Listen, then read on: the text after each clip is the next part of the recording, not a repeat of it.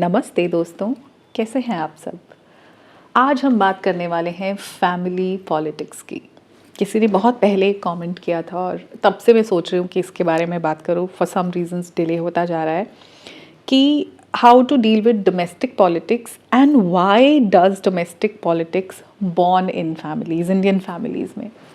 तो पहले यही बात करते हैं कि क्यों शुरू होती है डोमेस्टिक पॉलिटिक्स, क्योंकि जब हमको समझ में आ जाएगा ना कि इसका रीज़न क्या है, सोल्यूशन की फिर आपको मुझसे ज़रूरत नहीं पड़ेगी, आप खुद ही समझ जाओगे कि इसे सॉल्व कैसे करना है अगर रीज़न पता हो। अब जब हम फैमिली की बात कर रहे हैं तो फैमिली शुरू कहाँ से होती है। अगर हम एक बेसिक इमीडिएट फैमिली की बात करें तो पहले दो लोग, शादी होती है, वो साथ में रहने के लिए आते हैं, तब तक हम उनको सिंगल समझते हैं। दो वो भी एक फैमिली से आ रहे हैं, बट हम उस फैमिली की बात करेंगे जहाँ से शुरुआत हुई। तो एक हस्बैंड वाइफ शादी हुई, उनसे फैमिली शुरू होती है। तो अब उनके नए रिश्ते जुड़े। लड़कियां क्योंकि अपना घर छोड़ के लड़के की फैमिली में रहने आती है, तो वहाँ से रिश्ते आते हैं सास के, ससुर के, देवर के, देवरानी, जेठ जेठानी, ननंद, सबसे इम्पोर्टेंट। तो वहाँ से जो नए रिश्ते शुरू होते हैं, वहाँ से खटपट शुरू हो जाती है, क्योंकि उससे पहले शादी का मतलब होता है सिर्फ एक महंगा लहंगा पहनना, ब्यूटीफुल सा डिज़ाइनर वेडिंग लहंगा, हाथों में चूड़ा, मेकअप, तैयार होना, रस्में, खूबसूरत चीज़ें, फिर मेरी पहली रसोई होगी। तो पिक्चर तो वही है कि बड़ा खूबसूरत हो जाएगा, एक कंपेनियन मिल जाएगा। हमको यही लगता है कि कुछ फेरी टेल होने वाला है। जब एक्चुअली शादी होती है और रिश्तों से आमना सामना होता है तो पता लगता है कि इतना खूबसूरत तो कुछ नहीं है, काफ़ी कंफ्यूज्ड सब कुछ स्टेट है। वहाँ से शुरू होते हैं अनबन, खटपट। मदर इन लॉ के साथ प्रॉब्लम हो रही है, सिस्टर इन लॉ के साथ हो रही है, हस्बैंड स्टैंड नहीं ले रहे, हस्बैंड के साथ वो रिलेशनशिप बन नहीं पा रहा। अब उसी फैमिली में बच्चे भी आ जाते हैं, क्योंकि हम प्लान तो करते नहीं हैं अपनी लाइफ को, हम चीज़ों को सॉर्ट आउट भी नहीं करते। हमें लगता है कि अभी जो इश्यूज़ हैं वो बच्चे आने से सॉल्व हो जाएंगे। मतलब महानता का कोई एंड नहीं है यहाँ पे कि जो अडल्ट्स मिलके सॉल्व नहीं कर पा रहे उसको एक बेचारा छोटा सा बेजुबान बच्चा जो भी बड़ा होगा समझेगा, उसको वो आते ही सॉल्व कर देगा। तो इस आइडिया को तो मैं सल्यूट करती हूँ। इंडिया में ना ये सबको ये रामबाण इलाज दिया जाता है, बच्चे पैदा कर लो सब सॉल्व हो जाएगा। तो वहाँ से ये परिवार की शुरुआत हुई। अब इसमें पॉलिटिक्स कहाँ है। एक माँ जब सब कुछ छोड़कर आई तो उसने देखा कि ये तो बड़ी कड़वी सी ज़िंदगी है, इसमें मज़ा नहीं है, मुझे कुछ भी अच्छा नहीं लग रहा, कोई भी रिश्ता प्यारा नहीं है। अपने परिवार वालों में भी डिफरेंसेस दिखने लग जाते हैं। जब भाई की शादी होगी, भाभी आ गई, वो इज़्ज़त नहीं मिलती, वो रिस्पेक्ट नहीं मिलती, चारों तरफ बड़ी प्रॉब्लम है। और वहीं पे वो बच्चे बड़े हो रहे होते हैं, तो वो माँ बैठ के बच्चों को कहानियाँ सुनानी शुरू कर देती है। और मैं आपको बहुत रियल बात बता रही हूँ। अभी मैं किसी से फ़ोन पे इसी बारे में बात कर रही थी और मैं उनको समझा रही थी कि बच्चे को बताना बंद करो, तेरी मामी ने देख ऐसे किया, कितनी ख़राब है, तेरी बुआ देख फिर आ गई रहने के लिए, तूने क्यों बोला बुआ को आने के लिए, अब ये रहेगी यहाँ पे 1 हफ़्ता, मेरी जान खाएगी। बच्चों को वो कहानियाँ बतानी शुरू हो जाते हैं कि माँ को क्या दर्द है, कितनी प्रॉब्लम है, वो बच्चों से बतानी है, क्योंकि और कोई सगा नहीं है। आप समझ रहे हो, वो भाभी भी सगी नहीं है जो भाई की बीवी है, वो ननंद भी सगी नहीं है जो पति की बहन है, वो सास ससुर तो सगे हैं ही नहीं, अपने माँ बाप से भी अनबन हो रही है। तो ऐसे में सिर्फ वो बच्चे ही अपने लगते हैं, क्योंकि अभी वो ज़्यादा आपको सामने से ना एडवाइस दे सकते हैं ना कोई ज्ञान दे सकते हैं। वो सिर्फ आपकी सुनेंगे। उनके लिए मेरी माँ सही है, मामी भी ख़राब, बुआ भी ख़राब, दादी भी ख़राब, सब ख़राब। तो बड़ा अच्छा लगता है, उस बच्चे से वैलिडेशन मिलती रहती है, हाँ मम्मी, हाँ मम्मी। अनजाने में अपने दुखों का पूरा पिटारा हमने बच्चे के सर पे दे दिया। वो बैगेज वो बच्चा कैरी करेगा। और जिनसे मैं बात कर रही थी वो लेडी मुझे कह रही हैं वो मेरा फ्रेंड है। मैंने बोला कितनी वन साइडेड फ्रेंडशिप है ये, वेरी बैड। आपने अपना पूरा उसके ऊपर बैगेज डाल दिया, दम पूरा का पूरा आपने वेंट आउट कर दी अपनी फ्रस्ट्रेशन। अगर वो बच्चा आपको बताने लगे कि मुझे मेरी गर्लफ्रेंड ऐसे, मम्मी मेरी ये, तो आप, और वो छोटा ही बच्चा है, वो अपने दोस्तों की ये सब बातें बताने लगे, उसने ऐसे किया, जो भी बच्चे मिसचीफ करते हैं, तो आप फटाफट डांट दोगे। ये वन साइडेड फ्रेंडशिप बंद कर दो। वो आपकी उम्र के नहीं हैं, वो छोटे हैं। आपके माइंड में जो रिश्तों का प्रोसेसिंग है उस तरह से बच्चों का माइंड प्रोसेस नहीं कर सकता। तो सबसे पहली गलती होती है बच्चों पे डंप कर देना अपने इमोशंस, वेरी बैड। ये एक सबसे बड़ा साइन है इंडियन फैमिली में खटपट का। उसके बाद जो घर में भाई बहन है, सपोज 3 भाई बहन हैं, 4 हैं, 2 हैं, एक दूसरे के अगेंस्ट भड़काते जाना। एक बच्चा होता है जो थोड़ा वोकल होता है, जो ओपनली बोल देता है कि तुमने मुझ पे हाथ उठाया, मम्मी पापा ऐसे हमको हाथ उठाते हैं, सही नहीं है, ये लोग अपनी लाइफ में फ्रस्ट्रेट होते हैं हम पे। एक बच्चा बोलता है तो बाकियों को भड़काना कि ये तो है ही खराब, ये बहुत तेज़ है, इसकी मत सुना करो। बहन को बहन के अगेंस्ट भड़काना, भाई को बहन के अगेंस्ट भड़काना, बहन के मन में भाई के लिए कि ये तो अब अपनी बीवी का सगा हो गया, ये तो ऐसे ही है। जो माँ बाप बच्चों में ही बीज डालते रहते हैं ना कि ये ऐसे, वो वैसे, वहाँ पे फैमिली टॉक्सिक ही बनेगी। और जिन घरों में लड़का और लड़की में बराबरी का रिश्ता नहीं है, माँ बाप का सारा सपोर्ट अपने बेटे को है, बेटियां तो बस काम करने के लिए रखी हुई हैं, कल को शादी करके चली जाएंगी, फिर इनको बुला लेंगे जब कोई बीमारी हारी होगी, आके काम निपटा देंगे, लेकिन जायदाद बेटे की है, बेटे को जो पढ़ाई करनी थी उसने अपने पसंद की कि बेटा हमारा बहुत बढ़िया।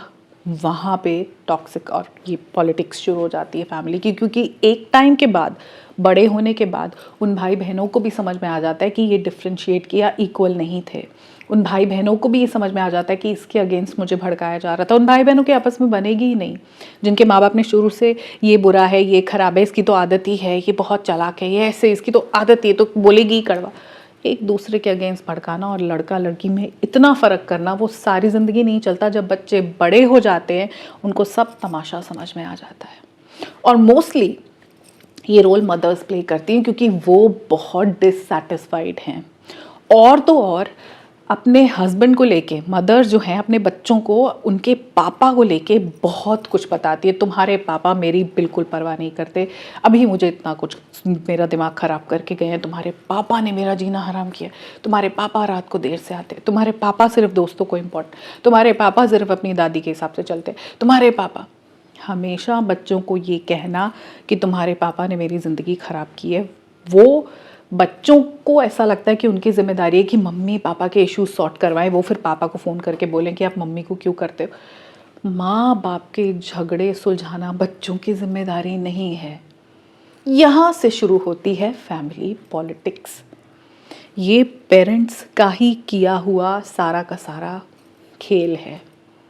और ये मदर्स क्योंकि अपनी लाइफ में और कुछ कर नहीं रही हैं, काम बहुत है, घर संभाल रही हैं, मैं उसकी बात नहीं कर रही, लेकिन एक होता है ना आपकी ज़िंदगी का गोल है, पैसे कमाने की भी नहीं कर रही, मुझे मेरी हेल्थ ही ठीक रखनी है, मुझे इसलिए फिट रहना है कि कल को मैं बच्चों पे आश्रित ना हो जाऊं, मैं अस्पताल में भर्ती हूँ और बच्चे आए सिर्फ मुझे पूछने के लिए, मेरी सेवा करने के लिए। जो सेवा वाला मेवा है ना हमारे इंडियन फैमिलीज़ में, ये बड़ा स्वाद लगता है माँ बाप को।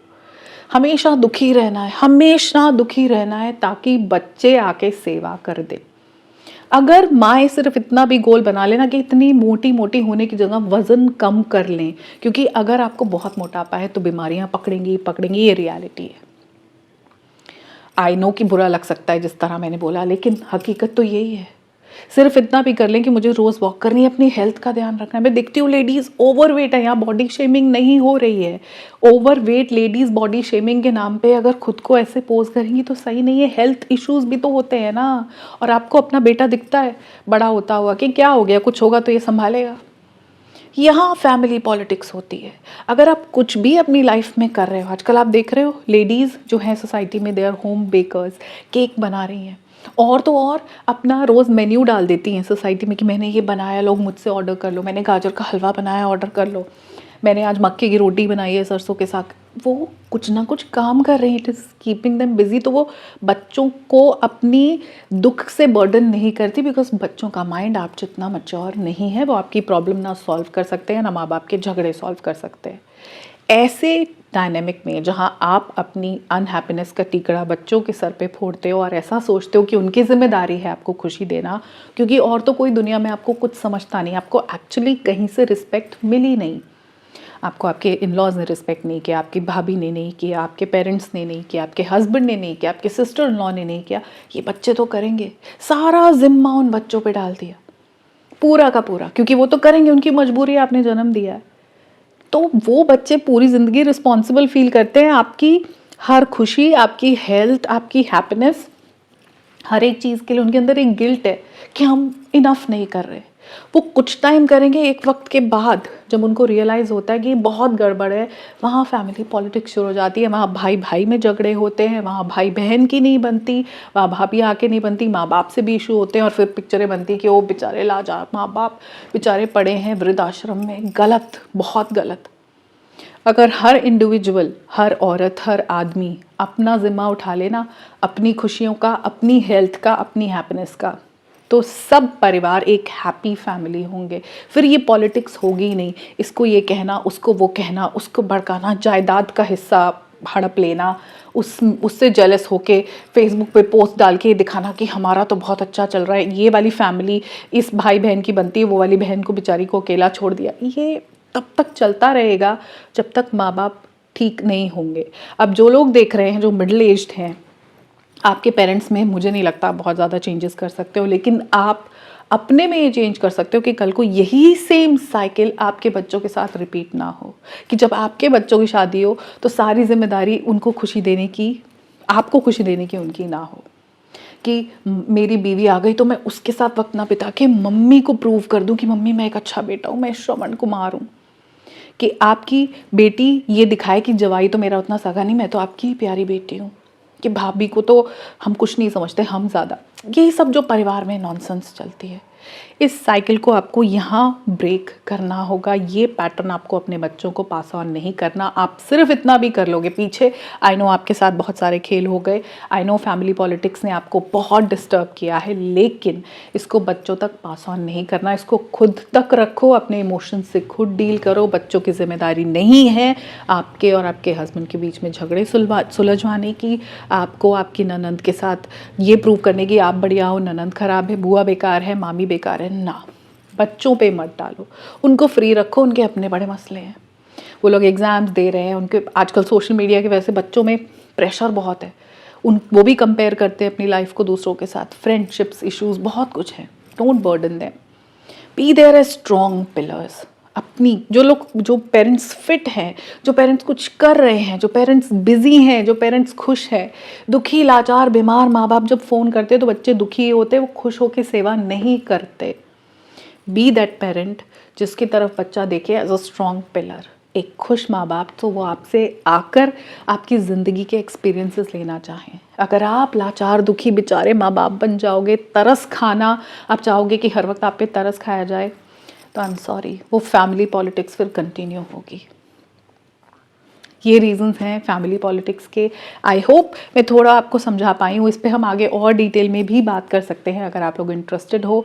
आज के वीडियो में बस इतना ही। मैं मिलूँगी आपसे बहुत जल्द अगले वीडियो में। तब तक अपना ध्यान रखिए और ख़ुद से बहुत ज़्यादा प्यार करते रहिए। नमस्कार।